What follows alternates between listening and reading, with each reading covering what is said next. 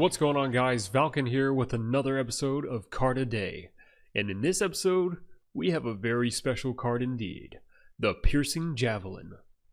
This has to be one of the most played cards out there today, at least as far as willpower decks go. But if you don't pick this card in Arena, you got some learning to do. I'll tell you that much. Okay, as always, before we get into the competitive viability of the card and the details, let's go ahead and talk about the artwork. Now, the Piercing Javelin, just looking at the artwork, I feel like I'm about to get hit with a spear. A very magical looking spear indeed, or javelin, sorry. You know, the person throwing it almost reminds me of Umbra from Oblivion. I don't know if you guys remember that, but when you go into the little, looks like ancient broken down ruins, and you go down there and you fight Umbra, and you get her weapon. Was it Ebony, I think is the armor? That might be it. But anyways, so the gold, bright yellow, almost radiating, solar looking javelin that is coming right for your opponent, or for you, whoever's looking at it, is amazing. The grass is very detailed in the background. You can tell that the artist put a lot of effort into that. The stones in the background, they kind of portray that foggy mist feel like you might get, the fog of war, something like that. As far as the individual throwing it, I feel like he could be, maybe his gauntlets or gloves could be a little bit more detailed along with his leg. I know it's kind of portraying that the javelin is putting off so much light that it's maybe casting a shadow onto his leg. And as far as the helmet goes, not as detailed as I would like this card to be, especially for how much power it represents in the game right now, and will most likely continue to represent the game thanks to the prophecy system. Which, if you don't know what the prophecy system is when someone breaks your rune, you have a couple of runes. Once someone breaks it, you draw a card. If it's a prophecy, you can play that card for free.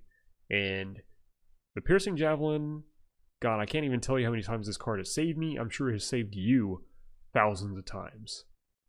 Think about this. You have two creatures about to attack you. One hits you, the next one has lethal on you. The first one broke a rune. You get a Piercing Javelin. You take out that second one. And what do you know? You just flip the game, the board, back in your favor. Okay, I know how I'm bleeding over into the competitive viability of the card, but that's how much the artwork kind of portrays the power and the ability to destroy a creature, as the text says. It's just a wonderful card overall. Like I said, some of the artwork can be a little more detailed for how much the card represents in the game at the moment. Now, let's get on to the details and the competitive viability of the card. First up, Piercing Javelin is the name. It is actually a common, which is very surprising.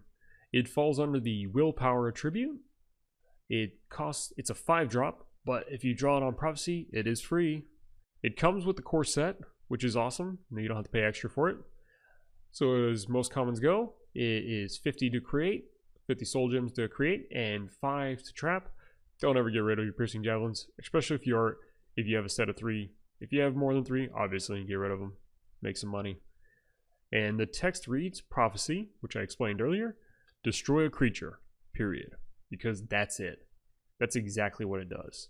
Wipes a creature off the board. No damage is dealt, so no effects get triggered. Basically, it's just completely gone. And here's an awesome fact. It is actually played in 84% of willpower decks. That's today. That's 1,188 out of 1,400 willpower decks. And another awesome fact about this card is Between the Lanes Arena tier list rates it in the insane category. And because in Arena, when you start out with 30 cards, if you have 1, 2, even 3 javelins, oh my, that's just insane. Which goes along with the insane Arena tier list. Okay, so that's enough about the details of the card and the artwork. Let's move on to what the community has to say about the card. Per usual, we start out with the top comment in the thread. Tyler Out says, one of the most played cards in the game. Thanks to Prophecy, it sees play in all willpower decks and an auto pick in arena, as we said earlier. If you need a creature dealt with, this will usually deal with it pretty cleanly, besides the creatures you can't target with actions and last gasp cards. But if it has a ward on it, destroyed. I don't even think it even loses the ward. I think it's just completely gone. Anyways, on to the next comment. Caravan Van.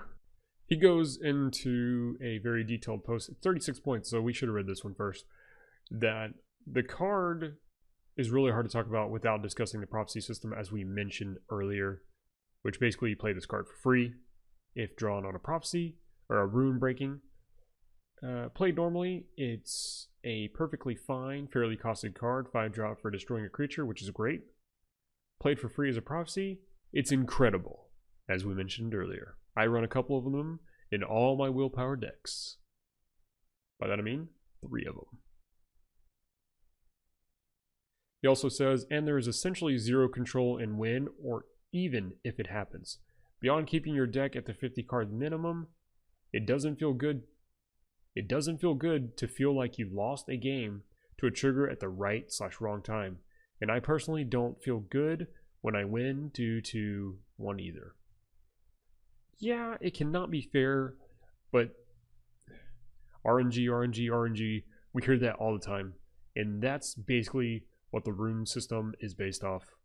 RNG. The random cards that you get when you break a rune, as far as, you know, when your opponent breaks one or you break one of theirs, is random. And if you happen to draw a prophecy, lucky day. Some decks run nothing but prophecy cards, and we can see why. Because it's a very well played mechanic. Some people complain about it, but I'm getting off into a rant. We can make another video about that later on if you'd like. Just let me know. Next comment. Okay, so this comment here. This comment embodies the spirit and the power of the card. Seeking says, I call this card the Destroyer of Dreams. Never procs for me, always procs for the other guy. By that it means prophecy. Every single time. I could say probably about 50% of the time that happens to me. Assuming you're playing against willpower deck. If not, this card is irrelevant. Okay, one more thing about the rune mechanic. Bab says, this card seems to define Tessel as a game. It showcases a unique mechanic that makes the game stand out while helping to create those wow moments. And I've had plenty of those that have saved me plenty of times. While that seems praiseworthy, it's also a double-edged sword for many people. Yeah, I can see that. Some people think it's OP or overpowered. Someone also says, Resistance Knight says, I cry every time I see it across the board. Okay. That's enough with the community's thoughts. We can clearly see that it is a crowd favorite, or it's a completely crowd mob mentality, or they're gonna hate it if they don't play willpower decks, which, as we saw, is used in 84% of willpower decks today. And remind you, these comments are from months ago, and this is actually still relevant today. Hasn't been nerfed. Hopefully will never become nerfed. The only thing I could see it being nerfed is if they remove the prophecy feature from the card. But I'm hoping, please don't do that, guys. Please don't do that. Anyways, on to the rating. I think I really want to give this one, guys, I really want to give this one a 5. Just because of the pure power of the card. But I did have my complaints about the artwork, as you recall. Not many people in the communities mention the artwork because there's the power of the card is overwhelming. By that I mean it overwhelms the other features, the artwork, etc. The card could be blank. It could have a picture of a stick and people would, you know, not comment on the artwork. I'd actually like to see a wooden javelin or something that destroys creature. That could be cool. Bethesda, get on that. Or Direwolf, sorry. So final rating with my thoughts on the stats of the card, the looks of the card, and the community's thoughts on the card. I want to give it a 5. I'm going to give it a 4 stars. I think it deserves 5. That's my personal opinion. But with every card, there's going to be complaints. No one is always going to 100% love this card. Unless we see it in a card that is used in 100% of whatever deck, I'm not going to give a card a 5. Unless I really, my thoughts overpower the community's thoughts on that. We'll see. Maybe in a future episode. Yeah. I think we will approach that one day. There are plenty of cool cards out there, especially with the new expansion coming out. Some pretty ridiculous cards on the way. Anyways, so like I said, 4 stars. If you disagree with that, please let me know in the comment section below. Otherwise, if you enjoyed the content, please like, subscribe. Let me know what you think if you enjoy the content. Other than that, I don't have anything, guys. Take it easy.